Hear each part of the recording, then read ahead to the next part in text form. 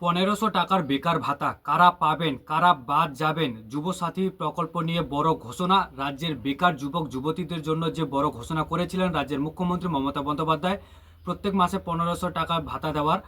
শিক্ষিত অথচ কর্মহীন তরুণ তরুণীদের আর্থিকভাবে স্বাবলম্বী করে তুলতে নতুন একটি ভাতা চালু করছে রাজ্য সরকার, যে প্রকল্পটির নাম দেওয়া হয়েছে যুবসাথী। তো মুখ্যমন্ত্রী মমতা বন্দ্যোপাধ্যায়ের উদ্যোগে শুরু হতে চলেছে যুবসাথী প্রকল্প।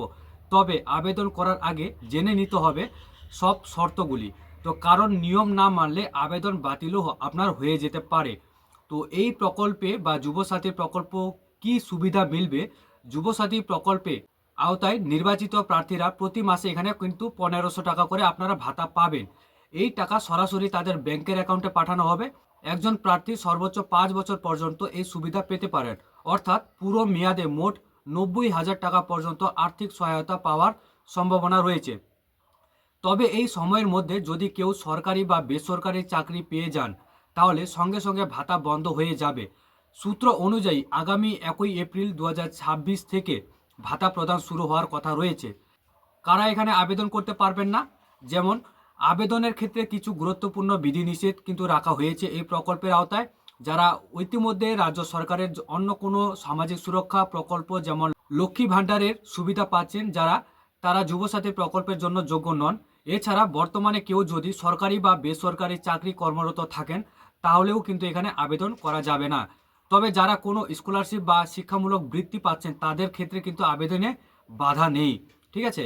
তো বুঝতে পেরেছেন কারা এখানে আবেদন করতে পারবে না। শিক্ষাগত যোগ্যতা ও বয়স সময়সীমা। এই প্রকল্পের সুবিধা পেতে হলে ন্যূনতম আপনাকে মাধ্যমিক পাস সমতুল্য পরীক্ষা উত্তীর্ণ হতে হবে। আবেদনকারীর বয়স হতে হবে মিনিমাম 21 থেকে 40 বছরের বয়সের মধ্যে। কিভাবে ও কবে এখানে আবেদন করতে পারবেন দেখুন। রাজ্য জুড়ে মোট 294টি বিধানসভা কেন্দ্র রয়েছে এবং সেই 294টি বিধানসভা কেন্দ্রে বিশেষ ক্যাম্পের মাধ্যমে এখানে আবেদন নেওয়া হবে। আগামী 15ই ফেব্রুয়ারি থেকে 26শে ফেব্রুয়ারি পর্যন্ত এই ক্যাম্প চলবে।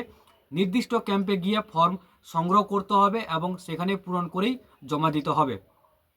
অনলাইনে বা অন্য কোনো মাধ্যমে যদি ফর্ম জমা নেওয়ার কথা এখানে কিন্তু কোনো বলা হয়নি যে অনলাইনের মাধ্যমে ফর্ম জমা নেওয়া হবে, সেরকম কোনো কিন্তু কথা এখানে উল্লেখ করা হয়নি। আবেদনের সময় সঙ্গে রাখতে হবে ভোটার কার্ড, আধার কার্ড, ব্যাংক পাসবুক, মাধ্যমিক পাসের সার্টিফিকেট এবং পাসপোর্ট সাইজ ছবি এবং মোবাইল নাম্বার।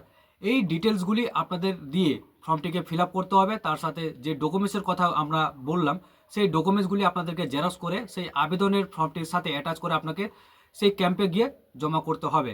তো বুঝতে পেরেছেন কারা এখানে আবেদন করতে পারবেন না এবং আবেদনের ক্ষেত্রে কোন কোন ডকুমেন্টসগুলি লাগতে পারে এবং কারা এখানে আবেদন করতে পারবেন, আবেদনের শর্ত কি রয়েছে, সমস্ত কিছু বিস্তারিত কিন্তু আমরা এখানে আলোচনা করে দিলাম।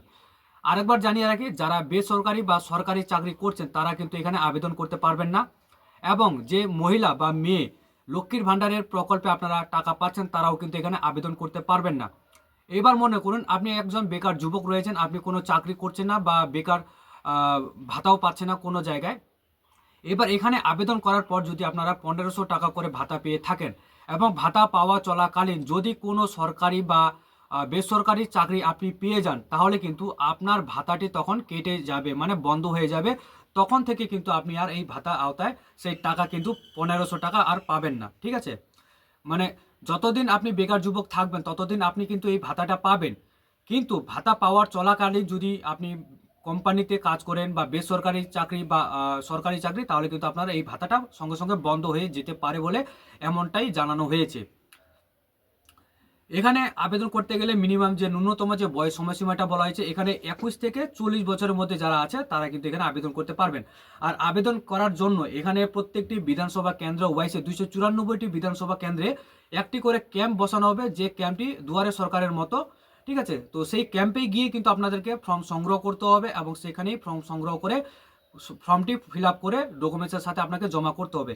এখানে কোনো কিছু বলা হয়নি যে আপনার অনলাইনে আবেদন করা যাবে কি অনলাইনে সাবমিট করা যাবে, এমন কোনো কিছু কিন্তু বলা হয়নি। আপাতত অফলাইনের মাধ্যমে কিন্তু আবেদনের ক্ষেত্রে এখানে প্রযোজ্য আছে বলে এমনটাই জানা গিয়েছে। তো এই ছিল আজকের আপডেট, যে যুবসাথী প্রকল্পে কারা আবেদন করতে পারবেন, কি কি ডকুমেন্টস লাগতে পারে, সমস্ত বিস্তারিত আমরা এই ভিডিওর মাধ্যমে আলোচনা করে দিলাম। আশা করি ভিডিওটি আপনাদের হেল্পফুল ইনফরমেশন বলে মনে হবে। যদি হেল্পফুল ইনফরমেশন বলে মনে হয় তাহলে ভিডিওটি শেয়ার করে দিবেন এবং কমেন্টে আপনাদের মতামত জানাবেন। ভিডিওটি ভালো লাগলে লাইক করে দিবেন। ফেসবুক থেকে ভিডিওটি দেখে থাকলে ফেসবুক পেজটিকে ফলো করবেন, আর ইউটিউব থেকে দেখে থাকলে ইউটিউব চ্যানেলটিকে সাবস্ক্রাইব করবেন। তো ভালো থাকবেন, সুস্থ থাকবেন, দেখা হবে আবার পরবর্তী ভিডিও নিয়ে।